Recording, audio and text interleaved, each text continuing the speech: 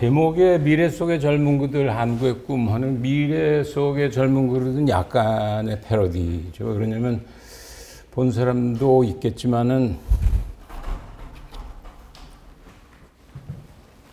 한 십몇 년 된 것 같아요. 저 역사 속의 젊은 그들이라고 하는 책을 내려고 했던 건 아니었고, 그 당시에.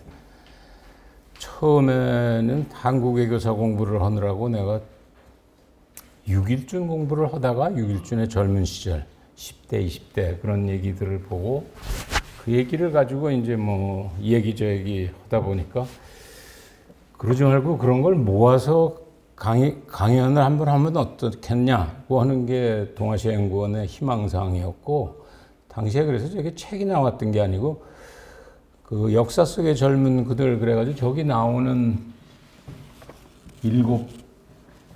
하나, 둘, 셋, 넷, 다섯, 여섯, 일곱, 여덟 꼭지에 관한 강의를 했었어요. 그랬더니 그게 그냥 버리기 아깝다 그래서 그 책을 내면 어떠냐 그래서 책을 냈던 거고, 저기 보다시피 들어가 있는 사람들은 18세기부터 그 순서대로 갔기 때문에 나이 순으로 간 거죠. 연암 박지원, 뭐 다산 정약용, 박규수, 6.1준, 그다음 김양수나 뭐 이런 또는 안재홍까지도 여러분들이 익숙하지 않은 이름일는지 모르죠. 일제 시대에 그들이 보낸 젊은 시절. 해방 이후 이용이 뭐 개인적으로는 스승이기도 한 이용이었고, 그 마지막은 그 당시에 이제 뭐 내가 같이들 후배 동료들 같이들 공부하던 그룹들 이름을 넣고 내가 강의를 했으니까 편의상 사진은 나의 20대 시절의 사진을 집어넣은 게 이제 마지막으로 돼 있는데, 따라서 오늘 하는 얘기는 아마도 여러분 제 9장 내지는 10장에 해당하는 부분이 되겠죠. 여러분들의 시대에. 왜 그러냐면 저 역사 속의 젊은 그들이라고 하는 사람들이 다 그 시대를 그냥 살아간 것들이 아니고 뭐 어떤 꿈을 가지고 있었던 사람들이죠. 그러니까 그 꿈을 이룬 사람이 있냐고 하면 아마 대체로는 꿈을 이루지 못한 사람들이겠죠.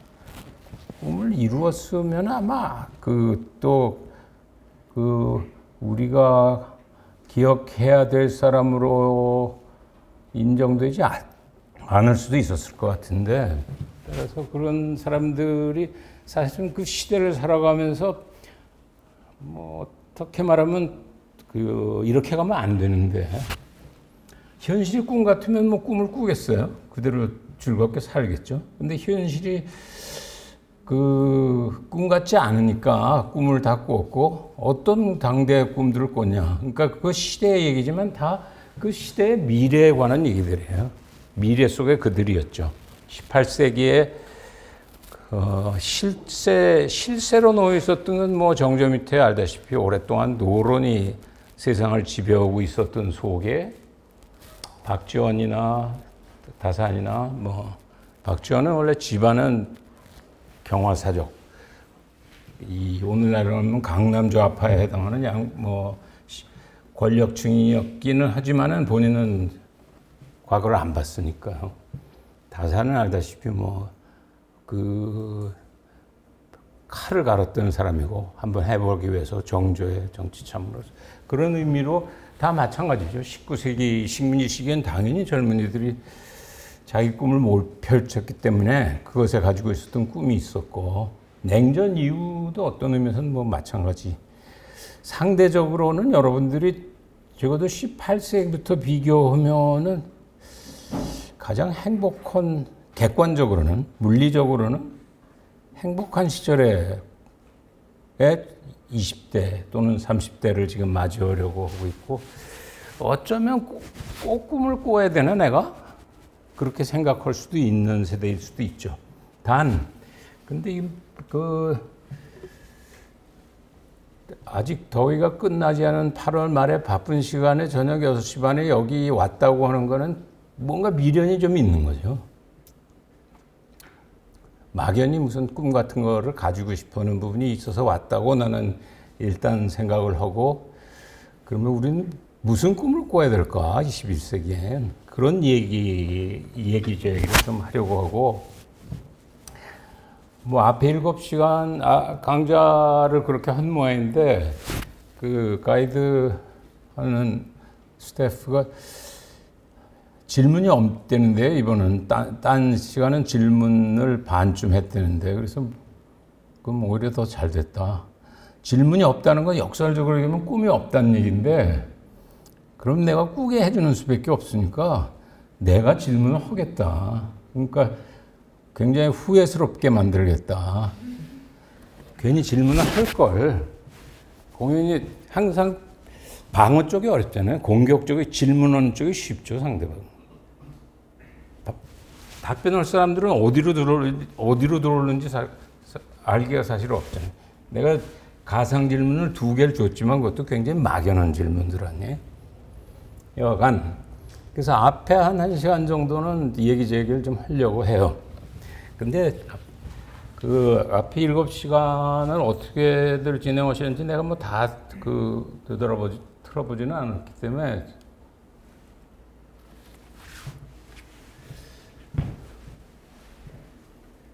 내가 읽으라고 좀 참고할 만한 걸 찾아서 보라고 그랬으면은 답을 알 텐데, 여기 가본 사람 있어요? 겉장에?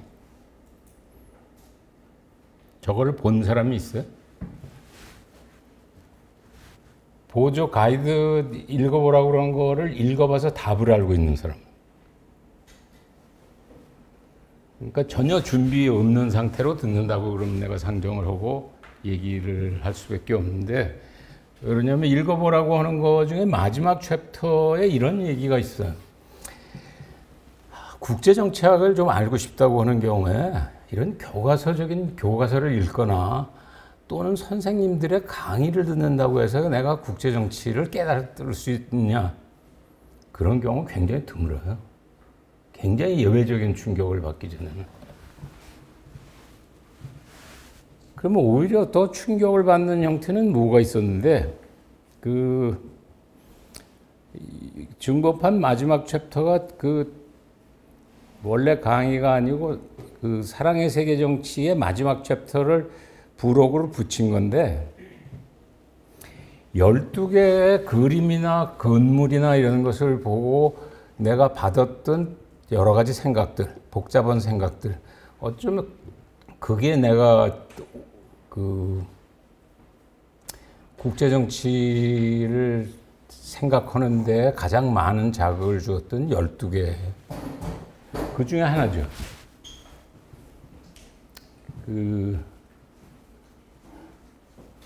런던을 가본 사람은 있어요? 26명 중에? 한 명도 없어요, 런던은? 쑥스러워서 살았어요, 런던에서? 그러면 배낭여행? 어디까지 가봤어? 런던 하이드파크까지는 들어가 봤어? 하이드파크는 기억이 나? 이제 보통 가면 하이드파크는 뭐 의무방어전으로 되게 가지 않아요?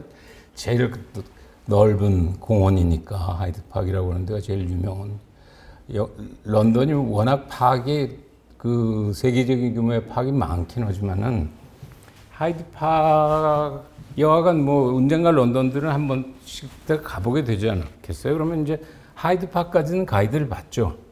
근데 하이드파크를 쭉 걸어가면 맨 끝난 때쯤 가면은 하이드파크하고 바로 붙어 있는 것에 켄싱턴 가든이라고 하는 켄싱턴 팰리스 궁전의 가든이 있어요.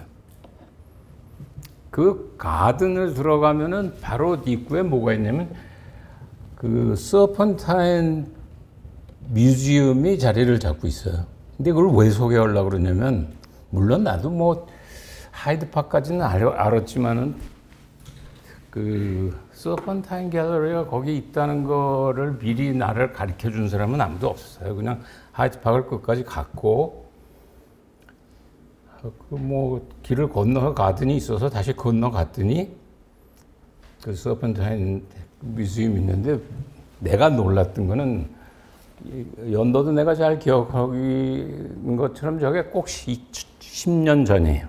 2013년 무지무지 더운 날 하이드파크를 끝까지 가서 그 길을 건너서 서펀타인 갤러리를 들어갔더니 이런 이 축조물이 있었어요, 거기에. 한여름에.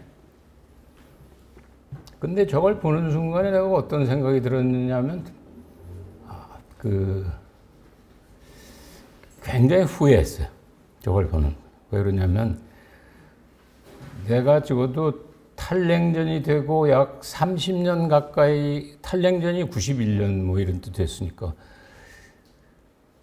13년에 저기를 갔으면 한 20년 지난 거 아니에요? 20여 년 동안을 그 당시에 탈냉전 공부를 탈근대적으로 하겠다고 하면서 결론으로 잠정적인 결론을 가지고 있던 세계는 그 단순 질서에서 복합 질서로 바뀐다고 하는 게 내가 가지고 있는 테마였었어요. 여러 가지로 설명을 했죠. 오늘 이제 하려고 하는 얘기의 대부분은 그거에 연관된 얘기들이에요. 지금 그것이 막 그 표출되기 시작하고 여러분들이 환갑 또는 100세 될 때 만난 세월이 되면 그때 그 2023년 8월 31일 EAI 지하에서 이상한 얘기를 들었는데 그게 이런 얘기를 내가 살게 됐구나. 그런 느낌을 아마 가지게 될 거라고 하는 것인데 그 복합이라는 것을 설명하기 위해서 1990년대부터 뭐 현재까지도 그 여전히 포교 활동을 하지만은 대부분 무슨 말인지 알 것도 같고 모를 것도 같다. 한 시간을 듣고 여러분도 아마 이런 그 헤맬 수밖에 없는 얘기일는지 몰라요. 근데 왜 내가 그 부럽기도 하고 그 후회도 했느냐면 내가 생각했던 건 저런 거예요. 국제정치는 저렇게 되는 것 같다. 21세기 국제정치는.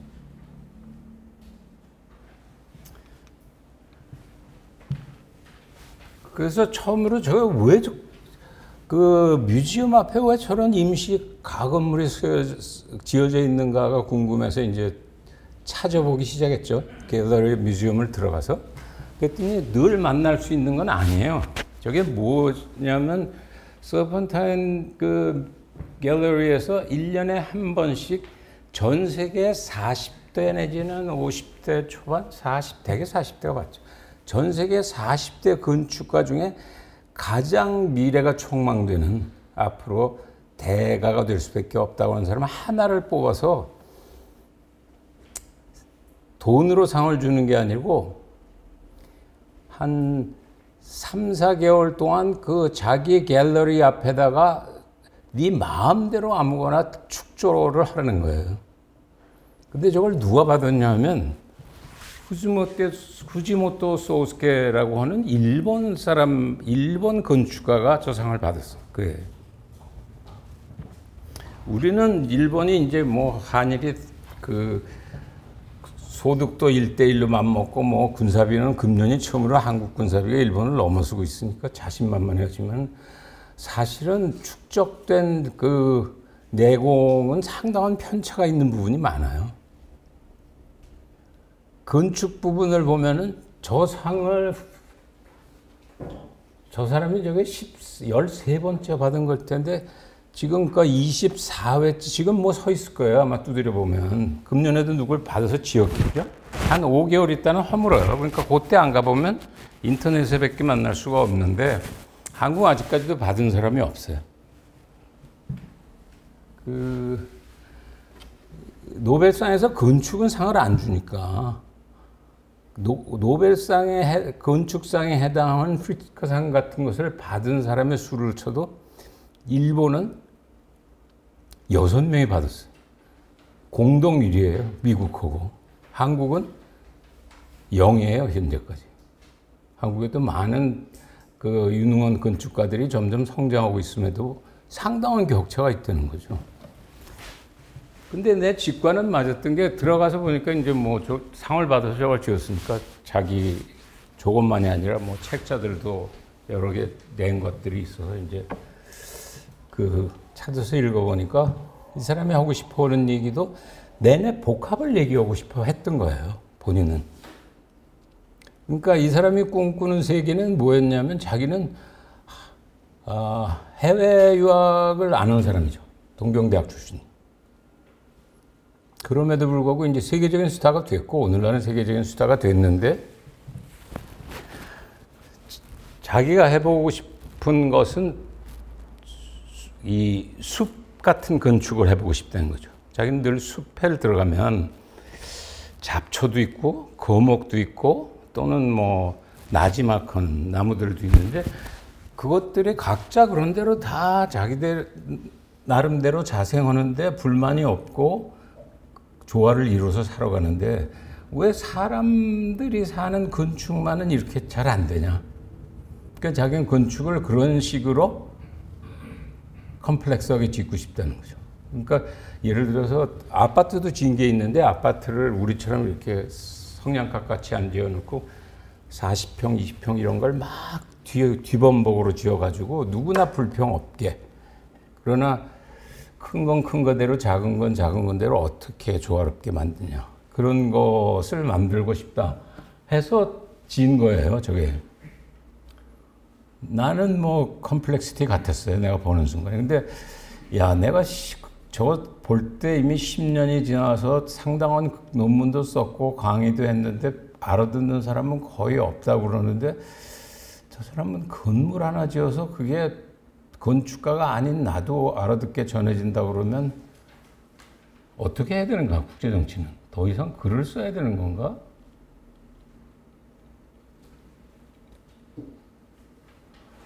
그런 괴로움이 있었어요.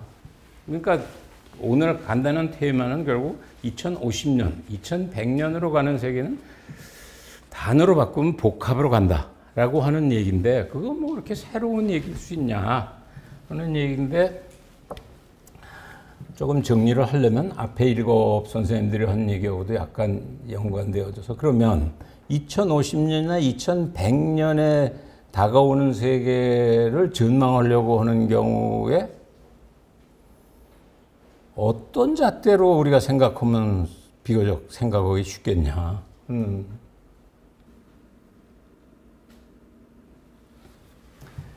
우선 편의상 제일 간단한 거로 GDP를 가지고 좀 생각을 해보자. 뭐 GDP는 우리 생활하고도 관계가 있으니까 1인당 국민 소득이 얼마나 되는가 또는 국가 전체 GDP가 얼마나 되냐는 건 내 앞으로의 삶을 생각하는 부분이니까 앞에 보여주고 있는 거는 대체로 2000년대 초반까지의 테이블이죠. 우리가 그 흔히 생각하고 있었던 것하고 아니 난 저렇게 이미 알고 있었어. 그런 경우는 굉장히 드물어요. 왜 그러냐면 예를 들어서 중국을 보면 1700년, 1600년 되면은 청나라가 들어서는 때죠. 17세기 중반에 명청이 교체되니까 명청 교체기에서 1800년대 말까지를 보면은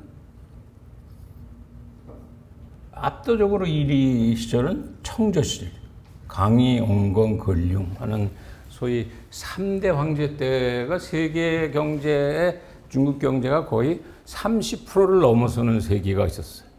그럼 우리는 언뜻 생각하기에는 서양이 늘 압도적으로 우세했다고 생각했는데 그거는 커다란 착각이죠. 저기 웨스턴 유럽을 다 합친 것들이 중국을 넘어서기 시작하는 것은 19세기 말이라고. 그러니까 산업혁명 때쯤 돼서 서로 그 본격적인 교체가 일어나는 거를 하나 염두에 두고 중국은 뭐 형편없이 떨어지죠. 30%에서부터 거의 0%를 향해서 접근해가는 것인데, 근데 이제 오늘날 우리가 2023년의 최대 문제는 다시 이것이 조금씩 올라와서 어디까지 올라가냐 하는 게 그 굉장히 중요한 국제정치의 현안 문제예요. 그러니까 뭐 미중 관계라는 게 21세기 한국 국제정치에 있어서 최대 그 중요한 문제다. 그것에 대한 전망이 이루어진다 그런다면 어디까지 올라온 거냐, 따라온 거냐. 그렇게 중국이 변화가 오기 시작한다고 느끼기 시작한 것은 대체로 21세기에 들어서죠. 2000년대 초반. 그때 1인당 국민소득이 아마 $1,000 정도 시절이죠. 인구 11억 2억이니까 뭐 GDP 1조 2천. 그때 미국의 GDP라고 하는 것은 거의 10조를 넘어서고 있었던 시절이니까 상당한 격차가 있었죠. 15%에서 20% 사이밖에 안 됐어요. 미국에 대한 그 중국의 GDP가 차지하고 있는 비율은. 근데 이게 2023년 IMF가 명분 노미널로 포캐스팅하는 한 데이터인데 보면 금년도 예상하기가 대체로 100조 정도를 GDP를 생각을 하는데 세계 GDP의 105조 정도 잡는데 미국이 27조, 중국이 20조 가까이 된다는 얘기죠. 그러면 거의 75% 선까지 따라온 거예요. 어마어마하게 빠른 속도로의 변화가 온 거죠. 대체로 지난 개혁 개방 1978년 개혁 개방부터 시작해서 약 그 40년 동안에 그 두 자릿수의 성장을 지속적으로 계속하면서 엄청난 그 추격이 이루어지고 나머지는 보다시피 비슷비슷하잖아요. 일본, 중국, 인도, 뭐 한국이 금년 예측이 되게 1조 7천 뭐 이 정도니까 브라질보다 조금 아래에 있겠죠. 근데 여기까지는 뭐 좋은데 그 다음이 문제죠. 우리가 하려면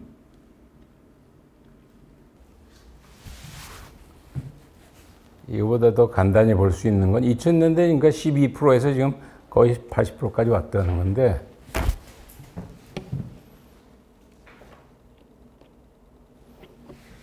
최근에 와서 지금 논란의 시비가 우리가 알고 싶은 거는 2050년에 어떻게 되냐가 지금 궁금한 거 아니에요? 또 2100년에. 이건 단순히 남의 문제가 아니고 절실하게 여러분들의 문제죠. 또는 뭐 오늘의 문제일 수도 있어요. 가령 주식 투자를 한다 내가. 주식 투자하는 사람들의 요즘 최대 고민의 하나는 만약 자기가 중국 주식을 가지고 있는 경우 어떡하냐. 이미 뭐 거의 반타작했죠. 중국 주식은. 최근에 떨어져가지고. 더 떨어질 거냐. 지금 수습을 해야 될 거냐. 아니면 오를 테니까 가지고 있어야 될 거냐. 그거는 사실은 절대적으로 중요한 문제 아니에요. 개인한테는. 인생이 걸린 문제일 수도 있죠. 뭐 남의 돈 빌려서 가지고 투자했으면. 근데 2050년 여러분들이 50대까지 5, 60대를 바라보는 경우에 중국이 그 당시에 어떤 위치에 있을까를 아는 것은 상대적으로는 굉장히 중요한 문제죠. 중국의 세기가 오는 거냐? 아니면 미국의 세기는 유지되는 것이냐? 아니면 두 나라의 공동 세기가 오는 것이냐? 아니면 예상치 않았던 새로운 세기가 오는 것이냐? 한국이 세계의 중심 나라가 되는 것이냐? 하는 것의 판단을 할 수 있다 그러면 그거는 그야말로 오늘 여기 와서 들은 가치가 있는 판단 아니겠어요? 또 준비를 해야 되겠죠. 뭐 여기 거의 예외 없이 중국어가 제일 외국어인 사람도 있어요 여기? 혼자요? 영어가 편해? 중국어가 편해? 근데 만약 내가 중국어, 나머지는 다 영어가 편한 거 아니에요? 근데 만약 2050, 60년에 중국의 세계 질서가 됐다 그러면은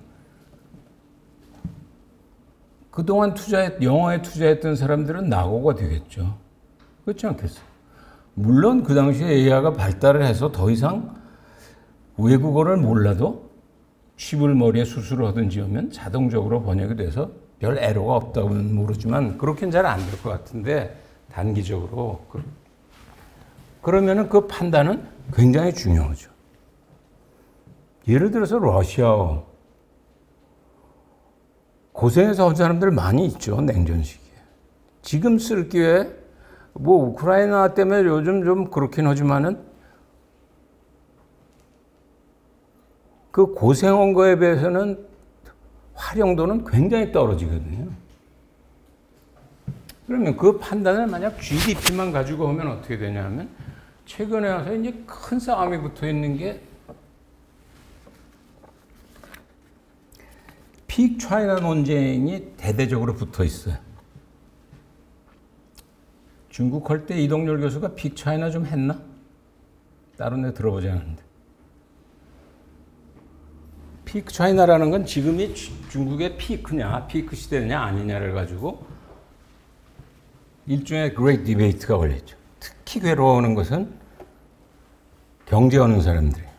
조금 전에 얘기했듯이 당장 괴로운 사람들은 주식하는 사람들.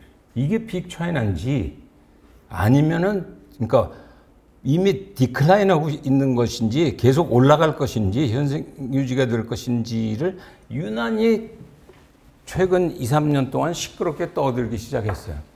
저 테이블은 뭐냐고 하면 그중에 이제 선두를 달리고 있는 거는 이코노미스트지예요. 뭐 아무래도 현안을 다루는 이코노미스트지가 그거에 대해서 뭔가 주장을 해야 되니까 최근에 그 이코노미스트지에서 한 테이블인데 전에는 어떻게 예상했냐면 대체로 2030년 정도 되면 중국이 미국의 GDP를 토탈로 넘어선다고 생각을 했어요.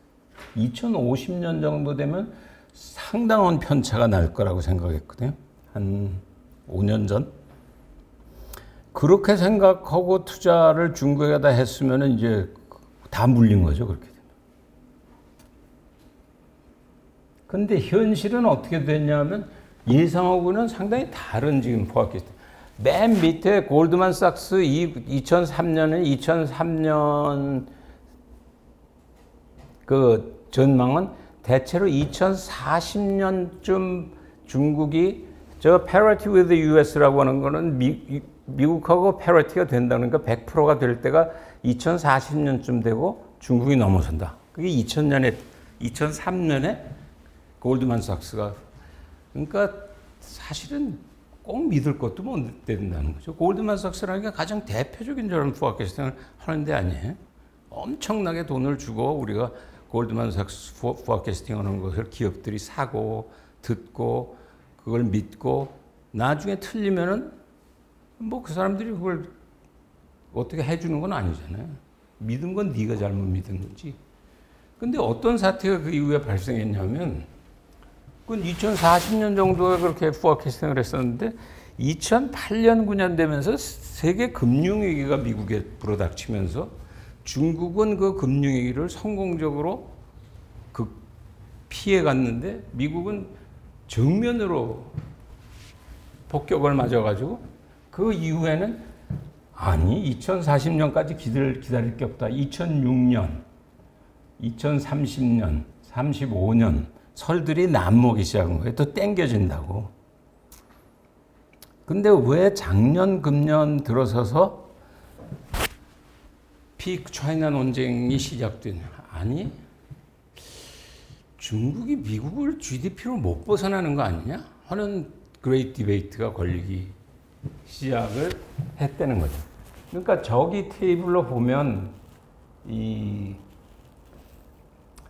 맨 밑에 그린 거 점선으로 해서 이렇게 100 밑으로 이렇게 꼬부러진 거 이게 지금 현재 포캐스팅이에요.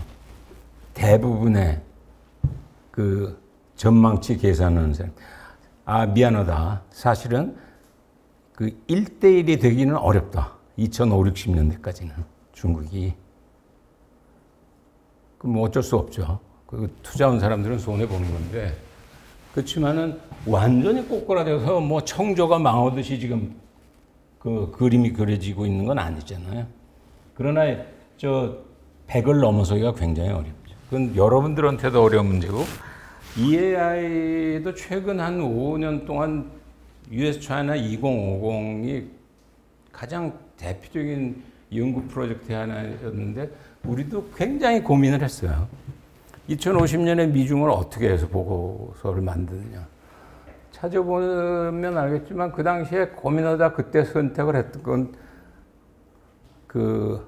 너무 낙관적으로 본다. 중국 경제를. 따라서 2050년 정도에 비슷해질 거다. 그게 우리 전망이었는데 지금 그 당시에 대부분의 경제 전문 글로벌한 연구소들은 다 중국이 바이패스 한다고 생각을 했죠. 근데 지금 요즘 와가지고는 오히려 1대1이 되게 어렵다고 하는 정도까지가 나오는 거예요. 그러면 대체로 2050년에 중국이 망하지는 않지만은 미국을 넘어서기는 상대적으로 어렵다고 전망하는 것이라면 그게 가지는 의미는 뭔가라는 걸 염두에 둬야 되겠죠. 근데 주식을 하면은 뭐 경제만 가지고 하겠는데 우리가 정치를 하면 GDP 못지않게 중요한 거는 군사비예요. 2050년이나 2100년. 근데 2050년이나 2100년을 포캐스팅 하는 군사비의 정확한 통계를 찾기가 어려워요. 그만큼 경제를 하는 사람, 경제라고 하는 것이 국제정치 공부하는 데에서 국제정치 경제가 조금 더 수량화된 소위 말해서 과학적인 리서치를 한다 그러면 군사비라고 하는 것은 상대적으로 그런 치밀한 통계 작업이 잘 안 이루어져 있어요. 편법의 하나로는 우선 작년도 세계 군사비 통계를 기반으로 해서 전망을 하면 어떻게 되겠냐 하는 얘기죠. 세계 군사비를 토탈을 내는 데는 그렇게 많지 않아요. 우리도 관심이 맨날 하는 게 뭐 남북한이 군사비가 어떻게 되냐. 일본 군사비 그다음 조그만 정도면 중국이 군사비가 얼마나 쓰는데? 라고 하는 것도 대부분의 국제정치학자들도 잘 몰라요. 우크라이나 전쟁을 한다는데 러시아 군사비가 얼마냐? 그러면 이건 모르는데 하여튼 싸운다. 아마 여기서 보면 러시아를 보세요. 3위 아니에요 지금? 860억인데 저 많다 그렇게 생각하잖아요. 우크라이나 전쟁 나기 직전에 러시아 군사비가 한국 군사비하고 비슷해요. 근데 우리는 어떻게 착각하고 있냐 그러면 러시아는 냉전 시기에 미소 양강대국이었기 때문에 이것은 엄청난 슈퍼파워라고 하는 고정관념으로 지금 현재도 생각을 하죠. 근데 저건 지금 전쟁을 하고 있는데도 1000억이 안 된다는 얘기잖아요. 860억이면. 물론 저게 과소평가되어 있다고 그래서 곱하기 2를 하자고 하는 전문가들이 있죠. 곱해줘도, 곱하기 2를 해줘도 200억이 안 된다. 2000억이 안 된다. 그럼 어디가 제일 많냐? 보다시피 9천억 가까이를 미국이 써요. 전 세계가 쓰고 있는 달러가, US 달러가 군사비가 2조 2천억 정도 돼요. 작년 통계가. 중국이 3천억이에요. 그러면 우리가 생각을 해보면 그래도 많네 중국이 3천억이면. 그러니 여전히 GDP를 아까 보면 27대 19였잖아요. 100대 75였는데 75%까지 따라갔는데 이거는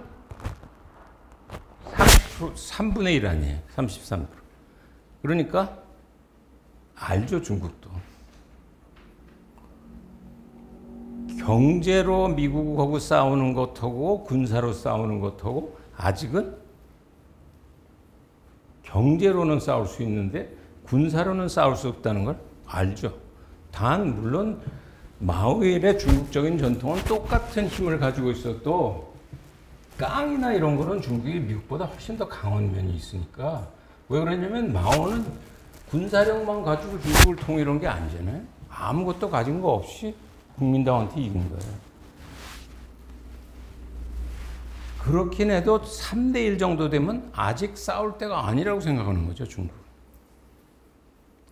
그러니까 우리 주변에 막 돌아다니는 중국 위협론, 중국이 전쟁이 나면 어떻게, 미중이 전쟁이 나면 어떻게 되냐, 그런 거에 대해서 내가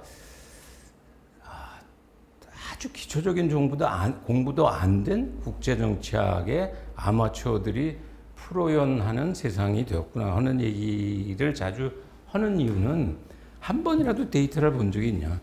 3대1 정도 되는 경우에 싸우는 경우는 드물어요. 어느 정도는 따라가야 그 다음 싸우는 거죠. 만에 하나를 위해서 싸울 수는 있는지 모르지만은 3대1의 경우는. 따라서 저 테이블을 보고 놀랄 것은 미국이 여전히 크다. 2조 2천억 중에 9천억을 가지고 자기네들이 쓴다고 차지하고 있는 비중이라는 것은 상당히 크다.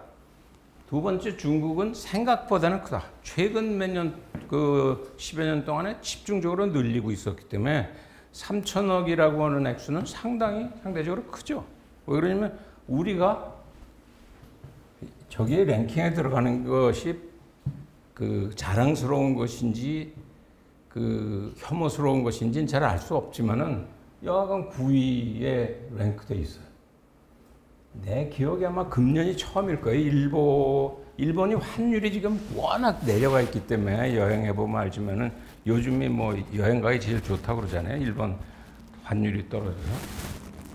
일본 사람들이 아마도 방위성이나 이런 데서는 굉장히 충격적으로 보고 있을 거예요.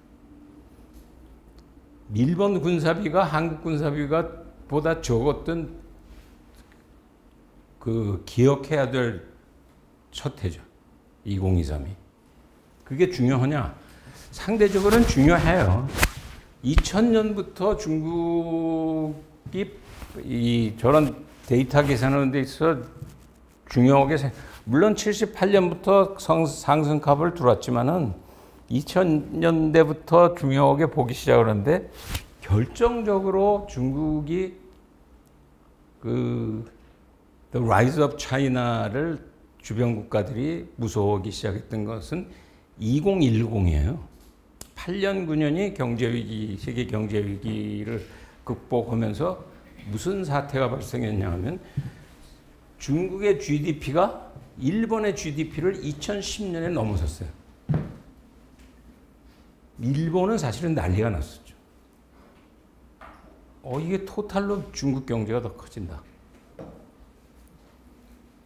근데 재밌는 얘기는 중국 사람들은 어떻게 생각했냐면 아직도 기억에 남아있는데 칭화대학을 대표하는 국제정치학자라고들 미국 사람들이 부르는 인세통 같은 친구들이 베이징에서 그 당시에 내가 야, 너희 이제 드디어 일본 GDP를 넘어섰더라 그러니까 나보고 한 답변이 그 당시에 우리는 뭐 일본하고 게임을 하는 게 아니야. 기본적으로 미국하고 하는 게임이야. 그 말이 맞았던 거죠. 2000년 중국 1000불이니까 1조 2천억, 미국 10조. 일본은 잃어버린 30년이었기 때문에 계속 5조를 유지하고 있었던 거예요. 2010년대에 5조 됐는데 10년 만에 중국이 5조를 넘어섰어요. 미국은 그 당시에 15조 이렇게 됐었죠. 그러니까 그 말이 내가 5조가 됐지는 더 이상 일본을 제낀 게 중요한 거 아니라 5조 대 15조의 미국을 우린 바라보고 있어 하는 얘기였고 그 얘기는 어느 정도 맞았는데 그러면 이 피크 차이나 가설은 어느 쪽이 이길 것인가? 최근 특히 금년에 중국 경제가 굉장히 힘들기 때문에 상대적으로는 이미 천장을 쳤다고 하는 쪽이 상대적으로는 지금은 우세한 쪽이죠.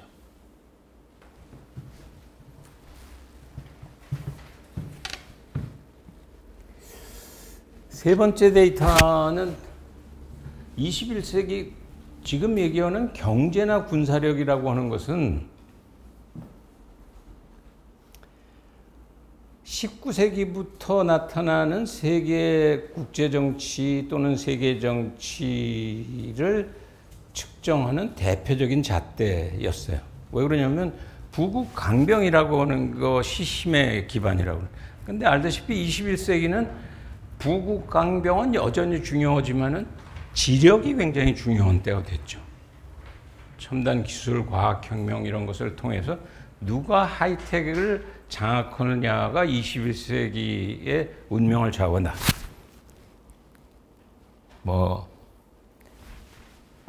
유명한 말로 21세기를 지배하려면 AI를 지배해라 하는 얘기들을 공개적으로 미국에서들 하고 있으니까 그런 면에 상징적인 데이터의 하나로 가령 예를 들어서 종합 데이터의 하나로 샘플러 하나로 내가 세계 20대 싱크탱크를 만약 뽑으면 어떻게 되냐? 지금 현재 18년밖에 없는 것은 저 매년 세계 싱크탱크 측정하는 그 펜실바니아 대학의 연구소가 소장이 작년에 갑자기 죽고 나서 망했어요.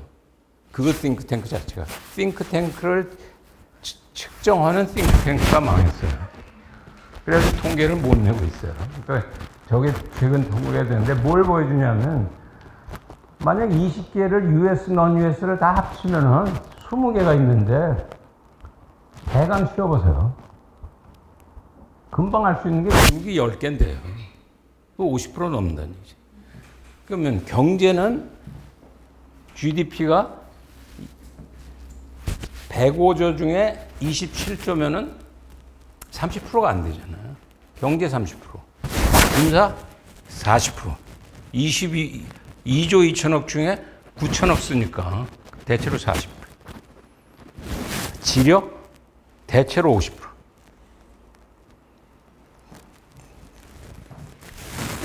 굉장히 그 중요한 지수라고 얘기할 수 있는 것들이죠.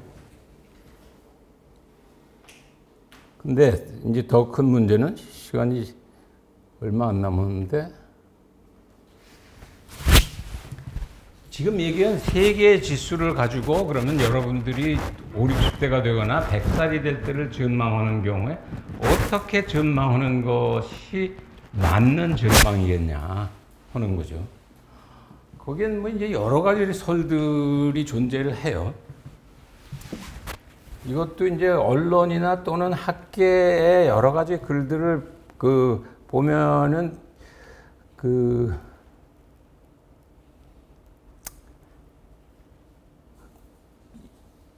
일반 사람들을 혼란시키거나 잘못 판단하게 하려고 하는 얘기가 사실은 굉장히 많죠. 첫 번째 가장 많이 회자하는 얘기는 여러분들도 들었는지 모르지만 투키디데스의 함정이라는 게 있다. 그런 얘기들을 언론에서 하기 시작해서 학자분들도 많이 하는데 그 얘기는 맞는가? 그 얘기는 뭐냐면 힘을 가지고 있는 미국이 3, 4, 5의 힘을 가지고 있다고 하는데 중국이 굉장히 빠른 속도로 이것들을 다 따라오고 있다고 하는 경우에 영어 표현으로 established 된 파워가 있는데 rising 파워가 따라오면은 역사적으로 어떻게 되냐? 대체로 싸움이 났다는 거죠. 전쟁이 났다는. 파워가 트랜지션 될 때는 대개 아테네하고 스파르타 간의 싸움이 나듯이 전쟁이 날 수밖에 없다. 그렇게 예상하면 굉장히 우울해지겠죠. 여러분들 경우에 그럼 2050년대나 뭐 이렇게 되면서 싸움이 나면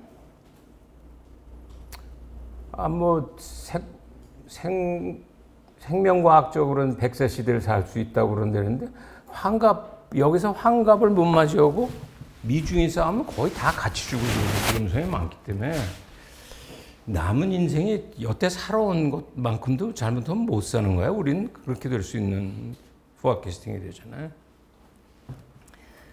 두 번째 가설은 최근에 그 피크 차이나하고 연관돼서 이제 또 하나의 새로운 신종 거짓말이 등장하기 시작한 것은 힘이 있으면 힘이 따라가면 거기 싸움이 나냐. 반해서 힘이 센 애가 있는데 새로 힘이 센 애가 전입으로 오면 이것이 여기서 충돌이 나냐? 그게 아니고 지금처럼 그럼 중국이 약해지기 시작하면 안 난다는 얘기네, 힘이. 근데 피크 차이론을 하는 그룹들이 소위 뭐 데인저 존 이런 책들 낸 그룹들의 얘기는 아니 힘이 약해지면은 약해지는 대로 그때 싸움이 날 때가 많다. 지금 아니면은 마지막 찬스다. 우린 점점 이게 벌어지려면은 지금 한 판 조금 리스크 테이킹을 해서 한 판 붙어야 된다. 논의는 정반대지만 파워 트랜지션하고 이 피크 차이론 둘 다 미중 관계는 불안정할 위험성이 상당히 많다고 하는 얘기를 하고 싶어요. 근데 내가 이제 설명을 하려고 하는 것은 그 두 개가 아닌 제3의 방식으로 2050년을 맞이하게 될 가능성은 굉장히 높다. 그러니까 여러분들이 너무 슬퍼하지 않아도 될 찬스가 있다. 그 세 개에 어느 것이 맞을 것이냐에 대해서 사실은 개인 운이 걸린 거죠. 구군이 걸린 거고. 왜 그런 얘기를 하느냐 하면 저 왼쪽에 있는 것은 이게 소위 말하는 그 세계 질서의 주도국의 장주기론을 주장하는 사람들이 하고 있는 사이클론이에요. 적어도 1500년대부터 보면은 국제정치 질서에서 하나의 힘이 센 나라가 등장하면 한 100년 단위로 사이클이 걸렸다고 생각을 하는 거예요. 그러니까 포르투갈이 등장한 것이 1500년에서 1600년, 1600년에서 1700년은 네덜란드. 우린 네덜란드를 지금 가서 보면 뭐 우습게 생각하지만 한때는 세계 질서의 주도국이었어요. 네덜란드. 그 다음에 영국이 18세기, 19세기를 두 번, 그리고 1945년에 미국의 사이클로 들어왔다고 하는 얘기죠. 근데 우리가 중요한 것은 미국의 사이클이 45년에 들어와서 그러면 어떻게 된다는 얘기입니다. 앞에 주기대로 오면 2050년에 그럼 미국은 망한다는 얘기인가? 사이클론에 따르면. 그러면 그 사이클론을 보면 이제 이게 걸리는데 그 사이클을 세분화해서 보니까 어떤 사태가 발생하냐면 페이즈가 1, 2, 3, 4로 보통은 진전되다. 어떻게 페이즈가 넷으로 나뉘냐? 처음에 그 주도국이 등장하면 주도국이 등장한 것에 따라서 힘을 가지고 새로운 자기 질서를 짤 수밖에 없지 않겠어요? 미국이 들어서면 우리가 뭐 여러 가지로 배우는 뭐 유엔도 만들고 국제 경제 질서도 짜고 무역 질서도 짜고 여러 가지를 다 하죠. 그게 first phase죠. 그 다음 페이지는 저기서 보면은 요 시기가 그 legitimation phase면 요 시기가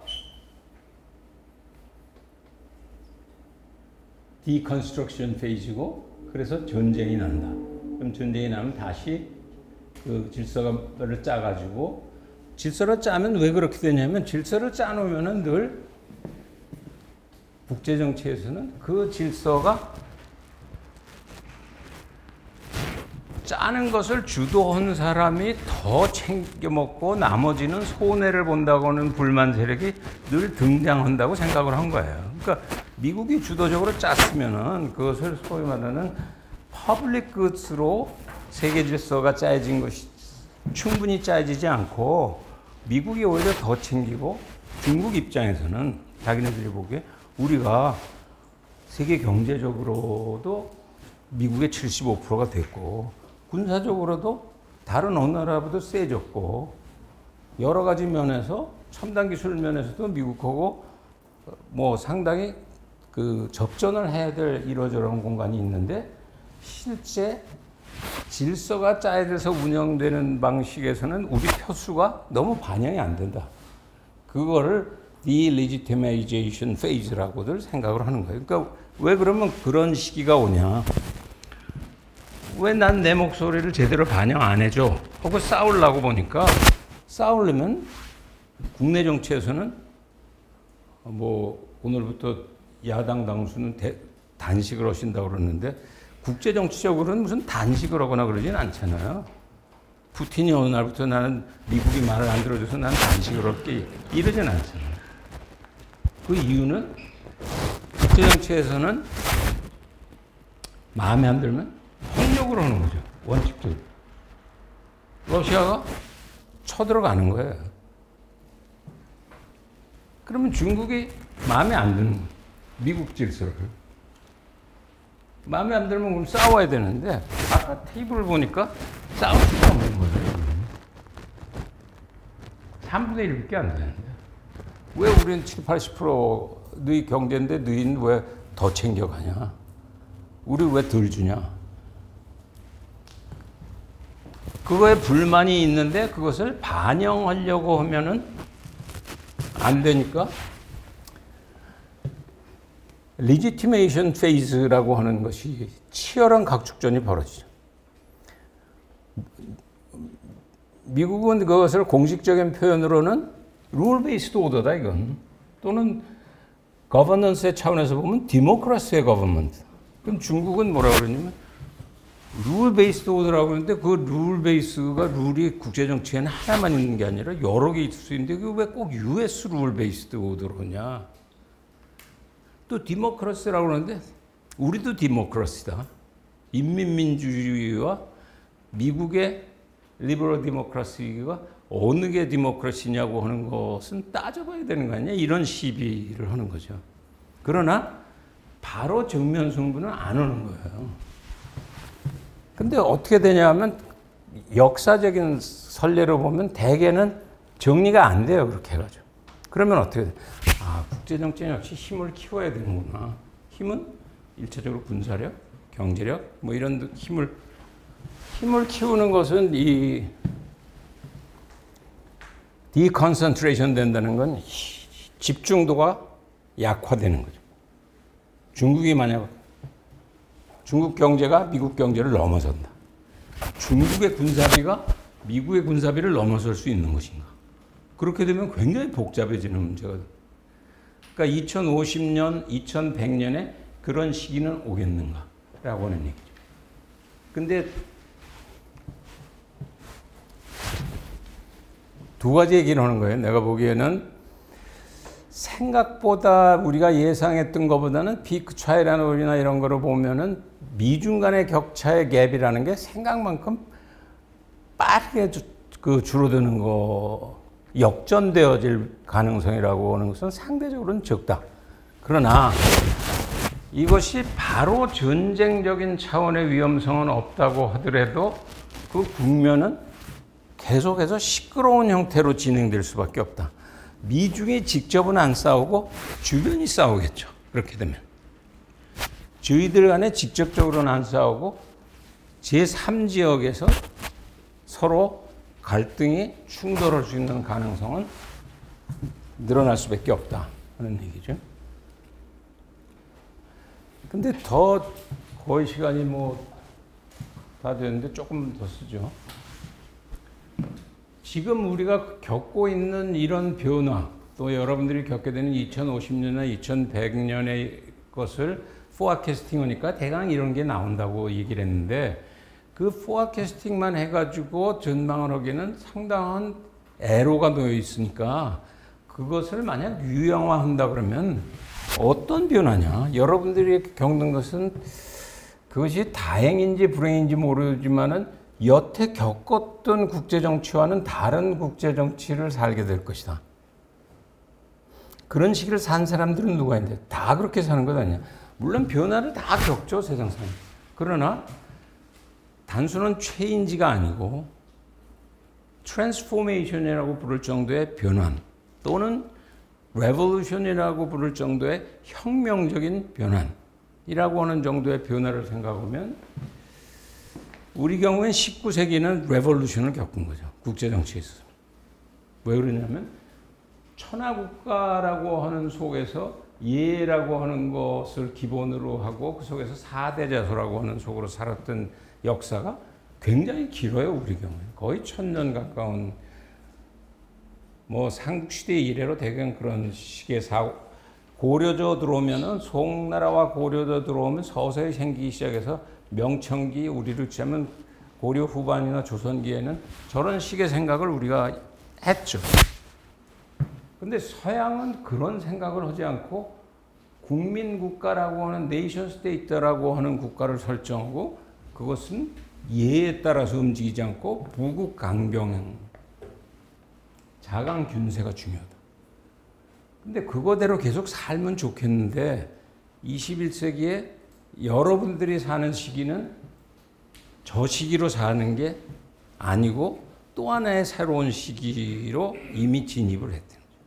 우리 국내 정치가 엉망진창이 돼 있는 것은 사실은 세월은 저 밑으로 갔는데 지금 국내에서 싸우고 있는 여야는 간신히 국민국가적인 사고를 조금 익숙해지는 정도의 생각을 하고 있죠. 그러니까 미래를 따라잡기가 상대적으로 굉장히 어려워지는. 뭐가 중요한 변화냐? 1. 액터가 중요한데 액터의 모습이 국민국가에서 네트워크 스테이트로 바뀌고 있다. 두 번째로는 그 액터가 활동하는 공간이 여태는 부국강병 중심으로 해서 세계 질서가 짜여졌었는데 아니 부국강병은 그대로 있는데 그거보다는 훨씬 컴플렉스해진 형태의 모습으로 근대적인 의미에서 부강만 했더니 부국강병만 추진했더니 그것이 동시에 마이너스적인 임팩트도 컸기 때문에 문화와 생태의 문제가 포함되어지고 또 하나의 결정적인 변화는 21세기의 과학기술 지식이라고 하는 것이 기반 무대로서 새로운 변화로 등장한다. 그리고 그것을 맨 위에 글로벌 거버넌스의 형태로서 공치라고 하는 3중 컴플렉스 형태의 무대가 설정된다. 그게 뭐 어떻단 얘기냐 하는 경우를 들면 이런 거죠. 쇼 무대에 등장하는 배우가 액터 아니에요? 액터. 그 액터를 내가 그 한국에서 행위자 그렇게 그 번역들을 하는데 내가 늘 주인공으로 번역을 하면은 사람들이 그 부담스러워하는데 나는 오히려 그 비유가 맞다고 생각하는데 주인공이 무대에 들어오는 경우에 무대가 단순 무대냐 복합 무대냐에 따라서 춤추는 방식은 굉장히 달라야 되잖아요. 그러니까 여러분들은 요즘 무대만 보고 있어서 그렇지 옛날 무대를 보면 우선 대개 그때는 액터도 혼자였죠. 요새 아직 뭐 트로트 같은 건 조금 그렇잖아요. 혼자 무대에 나오게 되잖아요. MC도 혼자였어요. 요즘은 MC가 혼자인 경우는 드물죠. MC도 여럿이고 그룹이 압도적으로 많잖아요. 오히려 혼자서 부르는 사람들이 적고 보통은 그룹이 나오면 당연히 그 뒤에 백댄서가 다 이제는 더 이상 그것을 백댄서라고 부르지도 않죠. 그 댄서가 오히려 주인공일 수도 있죠. 그러니까 당연히 무대가 바뀐 거예요. 거기서 춤을 추는 코어그래피 자체의 내용도 바뀐 거라는 얘기죠. 자강균세라고 하고 있던 것에서부터 시간이 예정보다 이미 넘어갔기 때문에 미중이 지금 어떻게 하고 있느냐 이 얘기를 길게 할 시간은 없는 것 같아요. 미중도 그런 변화의 조짐을 느끼고 있기 때문에 자기네 나름대로의 그 재건축을 하려고 하는 노력을 하죠. 바이든은 바이든대로 그 시진핑은 시진핑대로 액터와 스테이지와 퍼포먼스에서의 변화를 어떻게 따라잡는가 하는 노력은 하는데 그것이 충분히 21세기적이냐 하는 것은 반드시 우리가 동의하기는 굉장히 어렵다. 근데 시간을 조금 우리 얘기를 좀 하고 마무리를 해야 되기 때문에 그냥 가면 우리는 어떻게 해야 되냐, 여러분은 어떻게 해야 되냐 하는 얘기죠. 우리 경우에 액터 스테이지 퍼포먼스에서 2050년이나 2100년을 위해서 그건 동시에 여러분들의 문제겠죠. 나는 저중에 어디에서 내가 일을 해야 되는 거야? 국가 중심으로 세상을 바라보고 일을 해야 되는 거야? 네트워크 중심으로 세상을 바라보고 일을 해야 되는 거야? 저게 오중구물망국가가 2050년이나 2100년에 짜여지는 질서의 모습일 수밖에 없다고 하는 거예요. 근데 우리는 아마도 여의도의 300명 중에 그물망적인 사고를 하고 있는 사람은 1%도 안 될 거예요. 그물망이 뭐야? 국제정치를 그물망적으로 어떻게 해야 돼? 그러면은 지금같이 무슨 그 한미일과 중국 관계 이런 것들을 싸우는 그런 초보적인 싸움을 하기는 그 때늦은 사람.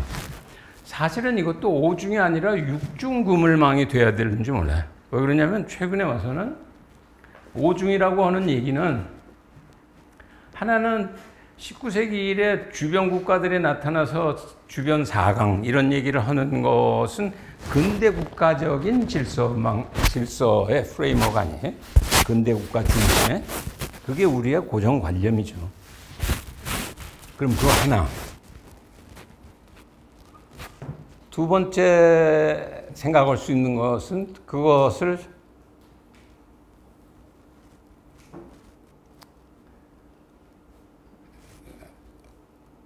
아시아 태평양 정도에 짜여진 질서 모습 하나, 글로벌하게 짜여진 모습 하나,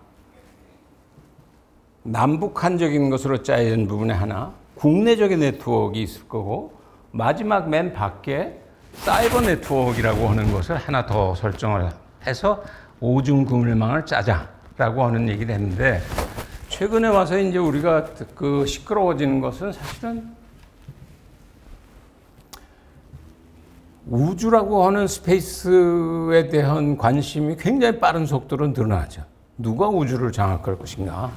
그렇게 생각하고 아마 6중이 되어져야 되고, 더 나아가서는 뭐 그것을 넘어서는 또 하나의 그 스페이스가 필요하다. 왜 그러냐면 지구가 멸망하지 않으려면 지금같이 생각하는 것을 넘어서는 넓은 의미에서는 사랑의 스페이스 같은 것을 상정하는 21세기 사고를 하는 사람도 있기 때문에 뭐 6중, 7중을 생각할 수 있는데 우리는 아직은 뭐 2중, 3중도 익숙치가 않죠. 한미일이 뭘 했다고 그러면 한미일 중심적으로만 보게 되잖아요.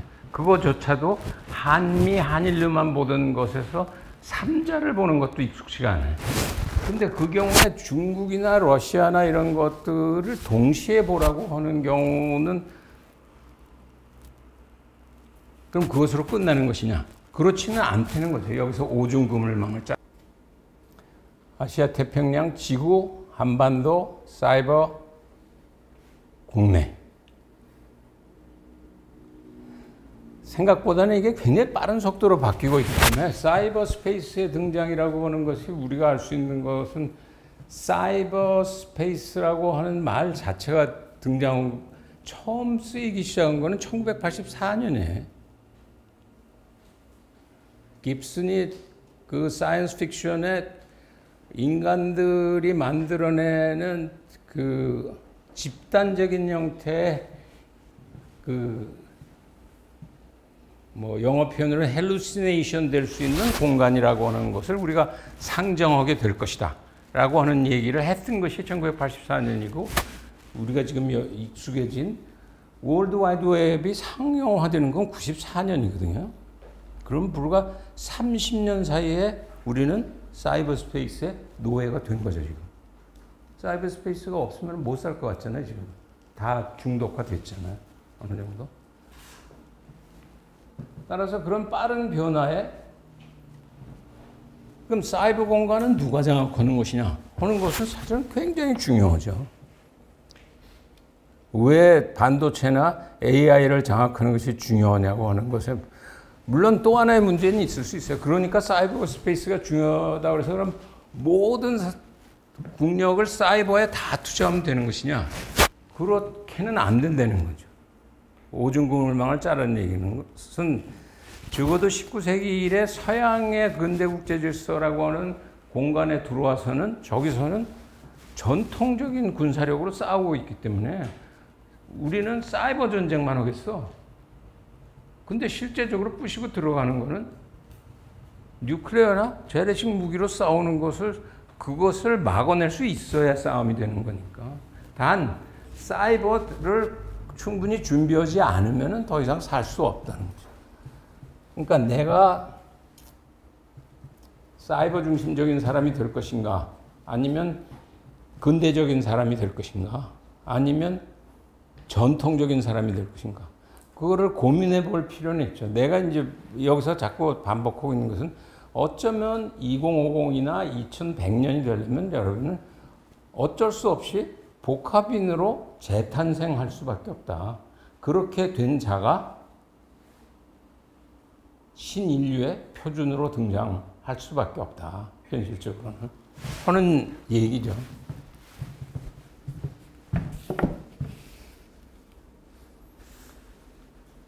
이건 무대의 복합성이라고 하는 것을 아무리 설명해도 잘 안 돼서 한때 내가 사용했던 설명 방식이에요. 그러니까 여러분들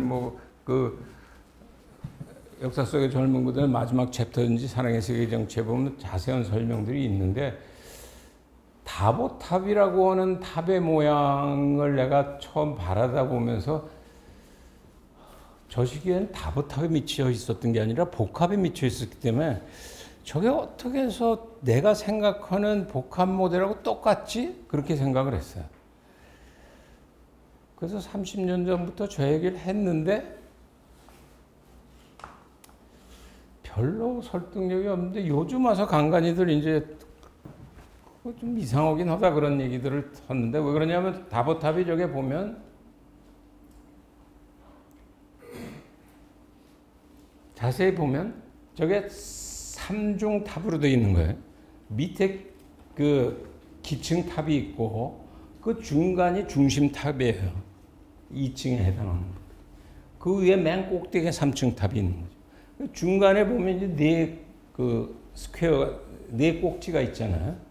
그게 만약 안보, 번영, 문화, 생태로 잡으면 밑에 기술, 정보, 지식이라고 하는 기층 탑 속에 이것이 움직여가지고 맨 위에 전체적으로 컨트롤하는 소위 거버넌스의 그 첨탑이 있다라고 하는, 거기서 보면 복합탑이라고 하는 게 평면적으로는 6개를 써놨지만 사실은 아까 얘기하는 것이 가장 중요한 것은 기술, 정보, 지식탑일 수밖에 없다. 우리는 요즘 무슨 이 가치가 가장 중요하다고 그렇게 얘기는 우리 대통령도 하시지만은 사실은 지금 21세기의 키는 기층이 되는 것은 첨단 기술 파트를 누가 선도적으로 끌고 가냐 하는 것이 첫 번째 그 목표일 수밖에 없고, 두 번째는 2050년에 2100년을 보면 AI가 이런 식으로 끊임없이 바뀌어 나가면 어떻게 된다는 것이냐. 그러면 사람과 기계의 관계가 점점 사람이 갑이고 기계가 을인 상태에서부터 AGI를 통해서 초기계적인 발전까지 가면, 슈퍼 인텔리전스까지 가면 어쩌면 그것이 역전될 위험성이 존재하는 것이 아닌가 하는 논의를 아마 여러분들이 2050이나 2100년 때는 맞이하는 중심 화두의 하나로 뜨겠죠. 왜냐하면 그것을 놓치는 기계의 발전을 놓치는 순간에 사실은 지구가 그대로 살아남기가 굉장히 어려운 딜레마가 있다. 두 번째는 전통 부분에서 나타나는 안보, 경제, 문화, 그리고 생태라고 하는 것은 여전히 중요하다. 두 번째, 한국이 그럼 시큐리티 상으로 해야 될 문제는 지금 뭐가 있냐고 하는 경우에 우리가 쉽게 생각할 수 있는 게 첫 번째는 아마 남북한이 안정이 돼야 되니까, 그러려면은 북한의 핵을 그대로 머리에 짊어지고 그것을 돌파구를 찾긴 대단히 어렵다. 두 번째로는 동맹 시스템을 어떻게 짜 나갈 것인가. 그리고 더 나아가서는 동맹을 넘어서서 동맹만 챙기는 경우에는 당연히 미국과 중심의 갈등이나 이런 것들이 점차적으로 군비 경쟁이 심화되는 쪽으로 갈 수밖에 없기 때문에 그런 것들은 어떻게 다뤄야 될 것인가 하는 문제죠. 3번은 IP 국제정치경제에서 했겠지만은 이 일국 중심의 한동안 세계 자유주의 질서에 기반한 세계화 이런 것에 꿈에 있다가 우리가 그것이 잘 안 된다고 하는 것에 따라서 일국 중심의 그 세계 질서의 파편화의 위기를 거치면서 아니 결국은 재세계화의 길을 걸 수밖에 없는 것이 아니냐 하는 경우에 따라서 한국이 선도 내지는 주도할 수 있는 고리라고 하는 것이 뭐냐 하는 얘기죠. 네 번째는 문화적인 차원에서 제일 크게 딜레마로 부딪히고 있는 것은 이 일국 중심 민족주의하고 보편성을 가지는 것의 갈등의 문제를 어떻게 해결할 것인가 라고 하는 문제고, 다섯 번째는 생태에 관한 문제다. 마지막은 민주주의 논쟁, 이런 고담을 낸 거예요. 마지막 이제 연기에 관한 파트들인데, 그러면 그런 액터가, 복합성을 충분히 숙지한 액터가 복합 무대에 등장해서 어떤 춤을 춰야 그것이 전 세계의 표준으로서 나도 살고 너도 살고 모두가 즐겁게 되는 세계로 갈 수 있는 2050, 2100년이 돼야 되냐 하는 경우에 내가 한동안 썼던 표현에 늑대검이라는 표현이 있었어요.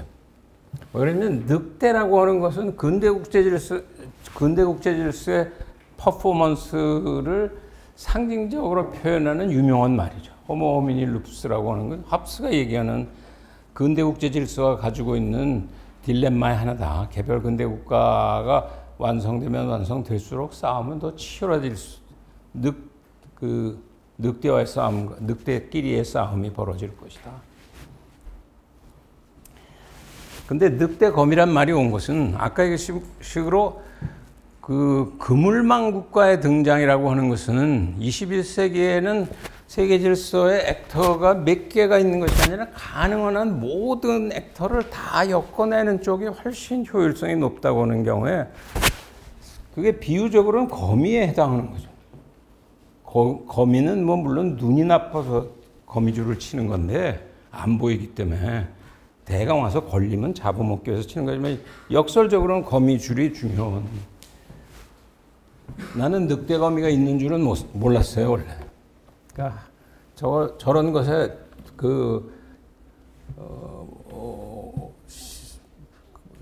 집중적인 고민을 하고 있을 때 인터넷으로 늑대를 치고 거미를 쳤더니 뜬 것은 늑대거미라는 거미가 있더라고요 실제. 그래서 이제 그때부터 늑대거미가 되자 그런 얘기를 하기 시작했고, 이쪽에 있는 것은 늑대거미에서부터 조금 더 진일보한 모습의 얘기죠. 벌새하고 새관계라고 하는 건 소위 말하는 공생관계를 얘기하는 그 비유의 하나예요. 심비오시스라고 하는 게 저 새와 그 허밍버드와 꽃이 오랫동안 저 허밍버드가 저거 꿀을 먹다 보니까 허밍버드의 잎 주둥이가 진화한 거예요. 또 꽃은 허밍버드만 좋아하는 꿀을 스스로 생산하게 된 거예요. 둘이. 그래가지고 우리가 흔히 말하는 다윈적인 진화만이 있는 것이 아니라 저런 공생적인 진화의 모습이 동시에 가능하다고 해서 내가 얘기하는 것은 늑대거미 플러스 심비오틱한 퍼포먼스가 결국 어쩌면 여러분들의 미래에 그 퍼포먼스의 핵심 내용이 되지 않겠냐 하는 얘기를 하려고 했던 거죠. 그 다음 그것과 연관돼서 하는 얘기로 마지막 샘플의 하나로 그 복합 얘기를 어떻게 한다는 얘기냐 그러면 그렇게 복합으로 하는 것에 그걸 보여주려는 한 방식으로 뭐 그걸 하려고 작업을 했던 것은 아니고 동아시아 연구원에서 한번 BTS가 전 세계적으로 상당한 그 관심을 또는 새로운 문명 표준의 형태로서 적지 않은 전 세계 젊은이들이 관심을 가지게 되는 핵심적인 이유는 뭘까? 그런 것들을 한번 들여다보자고 그래서 개인적으로 내가 했던 작업은 나는 한평생 노래를 해본 적이 없는 사람이긴 한데 처음으로 BTS가 부른 노래가 대체로 한 200곡 정도 돼요. BTS가 하고 있느라는 게 하나는 춤의 노래의 내용이고 가사에 해당하는 파트고 하나는 그 곡 자체일 거고 또 하나는 춤인데 내가 한번 자세히 들여다본 거는 200개를 처음으로 한번 다 읽어봤어요. 가사를. 그 얼마나 숙지도가 여러분들이 있는지는 잘 모르겠는데 200개 읽어보고 내 눈에 들어왔던 거 본인들이 동의하는지 안 하는지는 잘 모르겠는데 나한테 굉장히 흥미로웠던 거는 결국 두 곡이 굉장히 그 핵심 아닌가 본인들한테. 하나는 페이크 러브 2017년 18년에 나왔던 페이크 러브라고 하는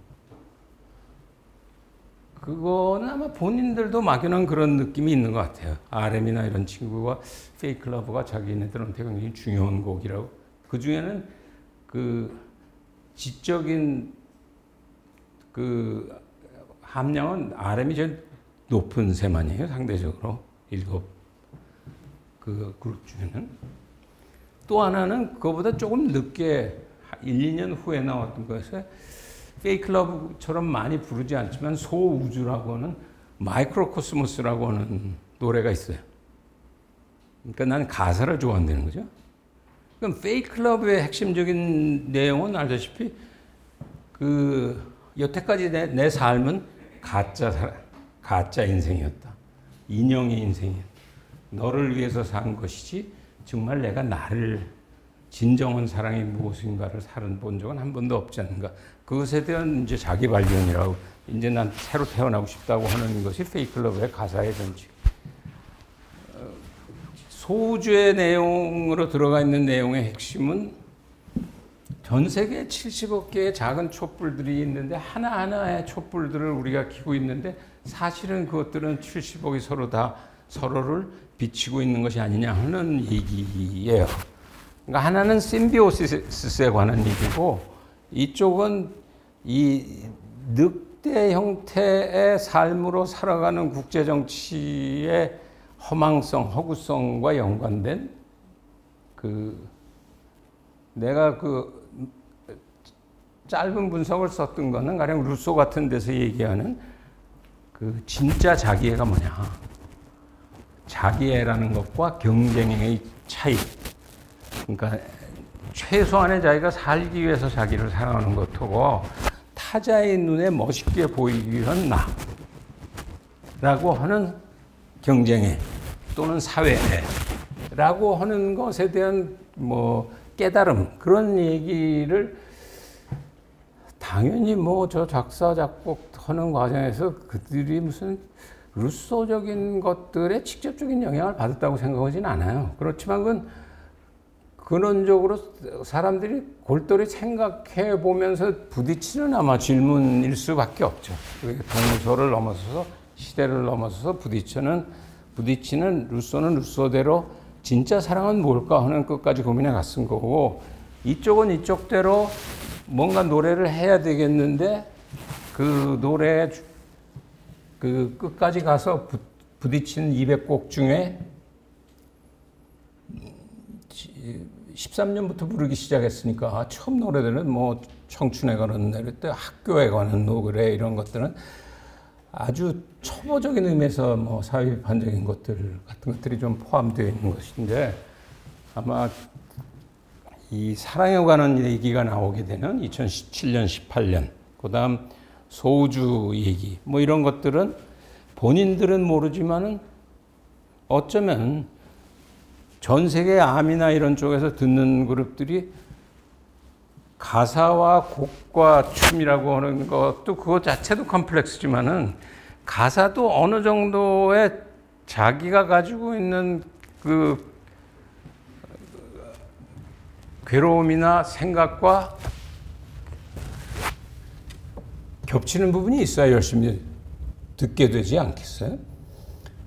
따라서 그런 의미에서 복합연기라고 내가 아까 설명한 늑대검이나 또는 허밍버드와 그 꽃의 관계 같은 것을 보여주었던 것이고, 마지막으로 남기면 맨 마지막. 이건 가사니까 뭐 그건 나중에 읽어보고 한 장 더 남기면 하나가 더 있을 것 같은데. 종합을 하면 결국 나나 여러분들이나 또는 21세기 2050년의 한국이나 2100년의 한국이 갈 수밖에 없는 길이라고 하는 것은 주인공의 모습은 국가가 바깥으로는 얼마나 네트워킹을 넓게 깊게 쳐나갈 수 있는 것인가 라고 하는 부분이고, 안쪽으로는 하위 네트워크적인 차원의 국가 안으로 쳐나가는 네트워크를 무슨 지방의 갈등 또는 뭐 세대 간의 갈등 이런 것들을 어떻게 극복해내냐 하는 문제. 무대에서는 1차적으로는 역시 뭐 안보 분영은 필요 조건이겠죠.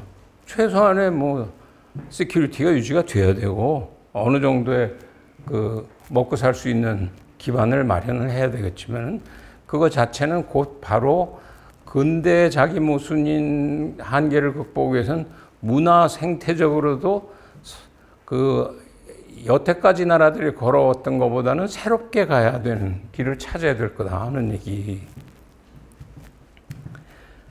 그리고 무엇보다 생각을 해야 될 것은, 여러분들이 21세기는 기층 무대는 어디까지나 기술 정보 지식이다. 뭐 항상 그랬던 거 아니냐? 반드시 그렇지는 않아요. 인류 역사를 보면 고대는 종교였죠. 기층 무대는.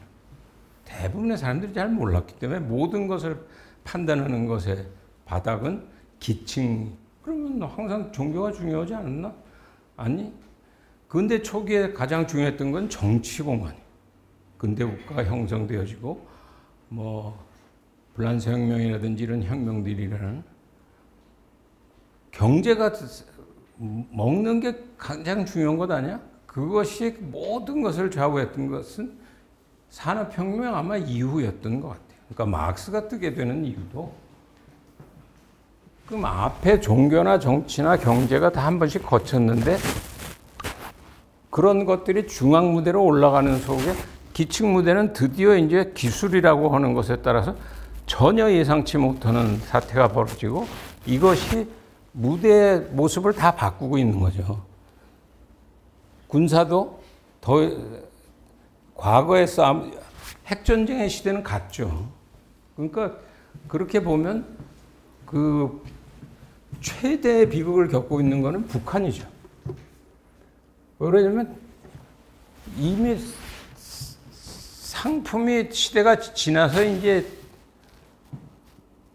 버려야 될 때는 마지막에 상투를 잡은 거예요, 북은. 핵을 무기체계의 기본으로 가졌는데, 그럼 지금은 어디로 가고 있는 것이냐? 오히려 첨단 기술, 특히 AI나 이런 무기체계로 다 전환이 되기 시작하는 거예요. 그러니까 과도기적으로는 아마 뉴클리어 플러스 AI 무기체계로 넘어가고 있겠죠.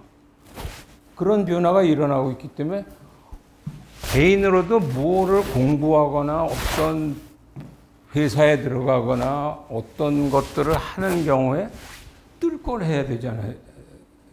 해야 될 거 아니에요. 2050년에 뭐가 되는 걸, 난 이걸 열심히 했는데 그때 봤더니 주식이 없어졌대더라.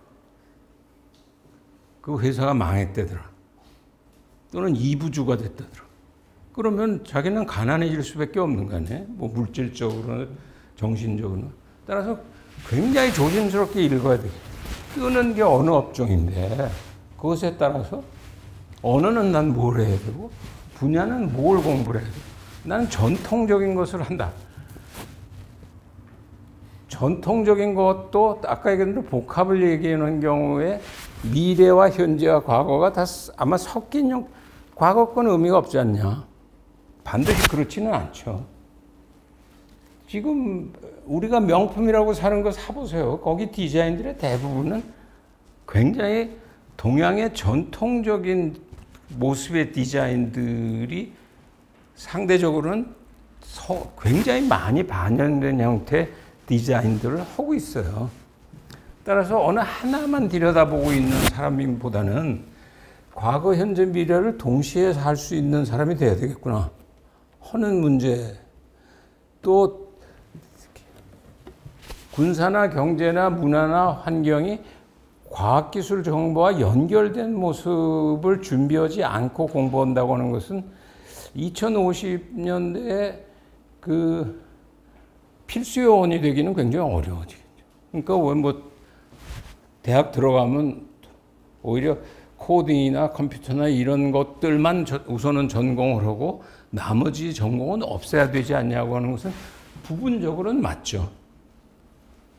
30년 전, 50년 전부터 내가 관악에서 가르칠 때는 나는 반대로 두 개를 하라고 그랬어요. 하나는 AI 연관, 그런 컴퓨터가 하나고 또 하나는 한문을 해라. 얼른 생각하기엔 말이 안 되는 얘기 같지만은 지적 상상력을 트레이닝 시키는 작업에 가장 빠른 길은 한문을 통해서 그 세상을 바라다보는 훈련이라고 하는 것은 굉장히 중요해요. 개인적으로 사랑의 세계 정치 같은 거 여러분들이 내가 걸어오면서 썼던 것에 가령 한문의 원형인 각골문 같은 것을 보고 내가 그 인간이 가지는 상상력의 마지막은 어디인가 이런 것을 알게 됐다 그런 얘기들을 하고 있는 것이기 때문에 그런 의미의 중요한 파트죠. 마지막 연기는 아까 얘기한 것을 다시 바꾸면 그 공생진화론이 강조하고 있는 것은 이런 것이죠. 하나는 자세히 보니까 셀프 오가나이제이션과 코이볼루션이 동시에 일어나는 과정 속에 사실은 공생은 이루어진다. 재미난 예로는 애들을 보면 알아요. 아직 뭐 애기들을 키워볼 경험은 별로 없었을 것 같은데 애기가 처음 태어나서 말을 하기 시작하는 것은 대개 한 24개월쯤 돼야 말을 하기 시작해. 언어를 배우기 시작하게 되는 거예요. 그럼 처음 태어나서 하는 건 뭐냐? 울기 시작하면서 하는 것은 아까 얘기한 루소적인 표현으로 좀 아무르드 스와에가는 최소한의 자기애를 가지고 태어나요. 숨을 쉬어야 되고 배고프면 먹어야 되고 온몸이 움직여야 되지 않습니까? 그것에 대한 자기애는 존재죠. 근데 그것만 가지고 살 수 없게 되는 부분이 있기 때문에 주변의 타자와의 관계를 처음으로 만들게 되죠. 물론 그 최소한의 자기애라고 하는 것은 어머니와의 관계 속에서 유지되고 있었던 것에서 타자들을 만나는 과정 속에서 자기조직화라고 하는 것은 따라서 끊임없이 셀프 오가나이제이션을 계속해서 발전시켜 나가지 않는 생명체는 죽음을 의미한다는 거죠. 근데 그것만으로 되는 것이 아니라 결과적으로는 그 주변 사회 세력 인간들과의 만남을 이루어지는 과정들이 벌어지는데 코이볼루션이라고 하는 것은 타자와의 관계에서 타자를 힘을 내가 활용을 해야 되니까 그 관계를 어떻게 설정하느냐 하는 파트 부분이 존재하게 되죠. 그거를 잘 운영해내면 그 애가 나중에 뭐 그 10대 비행이나 이런 것을 안 하고 또 성장돼서도 스스로 자족하는 동시에 주변의 타자와의 관계도 원만하게 유지하게 되는 파트의 부분에 문제가 이루어지는 것이나 마찬가지죠. 오늘날 북한이 겪고 있는 결론도 사실은 자기 조직화라고 하는 것은 끊임없이 이루어져야 되는데 북은 어떻게 생각했냐면 자기 조직을 하려니까 할 수 있는 것이 핵과 경제 성장일 수밖에 없다. 근데 그 두 개를 통해서 그 생명체가 유지될 수 있는 가능성이 없는 거예요, 현실적으로. 왜 없냐? 핵을 가지고 경제 성장을 하는 경우에 바깥에서 그것은 받아들여지지 않는 딜레마에 놓이기 때문에 끊임없이 노력을 해도 해결될 수 없는 자기 딜레마에 빠지게 되고 또 주변국들과의 관계를 코이볼루션 하려면은 서로 주고받아야 되는 부분에서도 약간은 지나치게 미국이나 이런 것과의 관계에 있어서 이것을 미국의 대북 적대시 정책이라고 하는 것을 전제한 형태에서 풀어나가려고 하니까 실질적으로는 저 두 개가 충족되어지기 굉장히 어려운 딜레마에 현재 놓여 있는 모습을 우리가 보게 된다. 그러니까 연기의 방식이 한국은 어떻게 할 거냐 하는 얘기죠. 북한이 만약 실패하고 있다면 또는 아까 시간이 없어서 안 했지만 미중이 하고 있는 방식과 또는 한국은 또는 여러분이 21세기 2050년에 또는 2100년을 준비하면서 나는 내 자기 조직화를 위해서는 뭘 해야 되고 주변들과의 코이볼루션 하기 위해서는 어떤 노력이 나한테 필요한 것인지 그게 아마 그 핵심적인 숙제일 수밖에 없다. 생각보다 굉장히 길어졌는데